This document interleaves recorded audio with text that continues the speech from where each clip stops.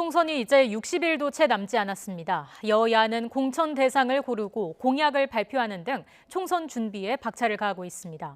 보수 세력들은 미래통합당을 출범한 가운데 호남을 기반으로 뭉치겠다는 바른미래당, 대한신당, 민주평화당은 통합에 어려움을 겪고 있습니다.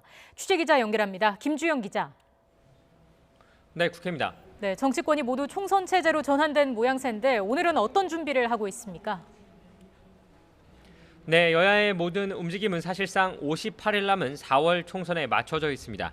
먼저 더불어민주당은 오늘부터 나흘 동안 현역 의원이 단수로 공천을 신청한 지역에 대해 추가 공모를 받아 경쟁력 있는 인물 찾기에 나서고 있는데요. 오후에는 고위 전략회의와 최고위 회의를 잇따라 당사에서 열 예정입니다.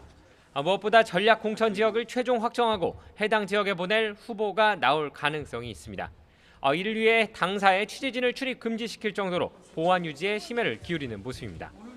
자유한국당도 지난주 경기 지역에 이어 오늘은 강원, 대전, 충남, 충북, 제주 지역 공천 신청 후보자들에 대해 면접을 진행하고 있습니다. 이와 함께 내일 오전까지는 통합 예정인 미래통합당의 이름으로 추가 공천 후보자들의 신청을 받고 이번 주말까지 추가 면접을 진행할 예정입니다. 네, 우여곡절을 겪었던 미래통합당 드디어 출범했죠. 네, 그렇습니다. 1시간쯤 전인 오후 2시부터 자유한국당, 새로운 보수당, 미래를 향한 전진 4.0 등이 하나로 뭉친 미래통합당 출범식이 진행되고 있습니다. 지난 2017년 박근혜 전 대통령 탄핵 정국에서 분열됐던 보수 세력이 다시 하나로 묶인 것은 3년 만인데요. 오늘 행사에는 각 당 지도부 등 핵심 인사들이 상당수 참석했지만 관심을 모았던 유승민 의원은 불참한 것으로 알려졌습니다. 이 자리에 미래통합당 대표를 맡게 된 황교안 전 한국당 대표는 이번 통합을 두고 자유민주진영의 역사에 길이 남을 위대한 큰 걸음을 힘차게 내디뎠다며 똘똘 뭉쳐 현 정권을 심판하자고 강조했습니다. 미래통합당은 황교안 대표와 심재철 원내대표 등 기존 한국당 지도부에 각 세력을 대표하는 인사 4명을 최고위원으로 추가하기로 했습니다. 출범식 이후에는 곧바로 최고위 회의를 열고 신임 최고위원들에 대한 임명식을 진행하기로 했습니다. 미래통합당 출범에 대해 더불어민주당은 돌고 돌아 도로 새누리당이라고 비판했습니다.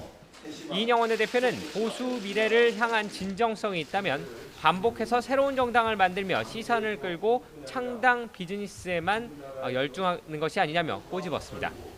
바른미래당도 박근혜 전 대통령 탄핵 이전과 무엇이 달라졌는지 잘 모르겠다면서 제대로 된 제1야당의 역할을 하지 못한 한국당이 이름만 바꿨다고 비판했습니다. 네, 이와 함께 바른미래당, 대한신당, 민주평화당의 통합 논의도 이어져 왔는데 어떻게 진행되고 있습니까?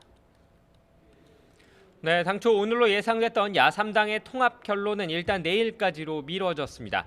바른미래당 손학규 대표가 통합 합의문 추인에 대해 당원과 국민들의 의견을 수렴해야 한다며 심사를 보류했기 때문인데요. 표면적으로는 의견 수렴이라는 이유를 내세웠지만 손 대표는 이번 달 28일까지로 자신의 임기를 못 박은 합의문에 대해 부정적인 것으로 알려졌습니다.